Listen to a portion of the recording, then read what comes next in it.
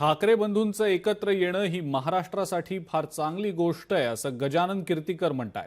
काही अटी शर्ती असतील तर त्या ठरवाव्यात आणि एकत्र यावं असं गजानन कीर्तीकरांचं म्हणणं आहे। शिवसेना हा एनडीएचा घटक पक्ष आहे आणि भाजप ही देशाची गरज आहे, मात्र भाजपनं आम्हाला नियंत्रित ठेवू नये किंवा कंट्रोल करू नये असंही गजानन कीर्तीकर म्हणतात। आमचे प्रतिनिधी भूषण शिंदे यांनी त्यांच्याशी संवाद साधला। गजानन कीर्तीकरांचं नेमकं काय सगळ्या संदर्भात म्हणणं आहे आपण ऐकूया। शिवसेना उद्धव बाळासाहेब ठाकरे पक्षाचे पक्षप्रमुख उद्धव ठाकरे आणि मनसे अध्यक्ष राज ठाकरे हे दोन बंधू कौटुंबिक दृष्ट्या एकत्र मात्र कुठेतरी राजकीयदृष्ट्या वेगळे झाले होते। ते आता पुन्हा राजकीयदृष्ट्या सुद्धा एकत्र येणार का अशा प्रकारे चर्चा रंगत आहेत। मागील 2 महिने चर्चा सुरू आहेत आणि एकंदर शिवसेनेमध्ये ज्यांनी राज ठाकरे आणि उद्धव ठाकरे या दोघांसोबत काम केले, दोघांच्या कामाची पद्धत ज्यांना माहिती आहे ते आपल्यासोबत सध्या आहेत शिवसेनेचे ज्येष्ठ नेते गजानन कीर्तीकर सर। खूप सारं स्वागत। राज ठाकरेंचा स्वभाव तुम्हाला माहिती आहे, उद्धव ठाकरे यांच्यासोबत सुद्धा तुम्ही काम केलेलं आहे। कसं पाहिजे दोघांचा स्वभाव जुळतोय का? येत्या काळात जर ते एकत्र आले तर कशा प्रकारे राजकीय समीकरण घडेल आणि कितपत हे यशस्वी होईल?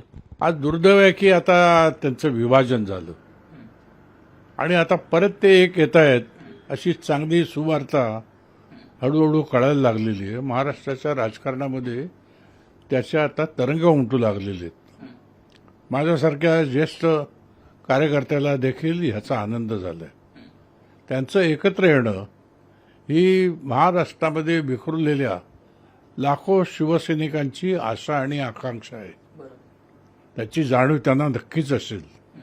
त्यांनी एकत्र यावं आणि काय अटी शर्ती असतील ते ठरवावे आपसामध्ये आणि एकत्र यावं। सुदैवाने बाळासाहेबांच्या विचाराने प्रेरित झालेला मतदार जो आहे आज महाराष्ट्राच्या खेड्यापाड्यात आहे, शहरामध्ये आहे, तो जो मतदार आहे तो यांचा पाठीराखा आहे। शिवसेनेचं पाठबळ आहे ते। त्या आपसामध्ये लढल्यामुळे मताचं विभाजन होतं आणि नुकसान होतं।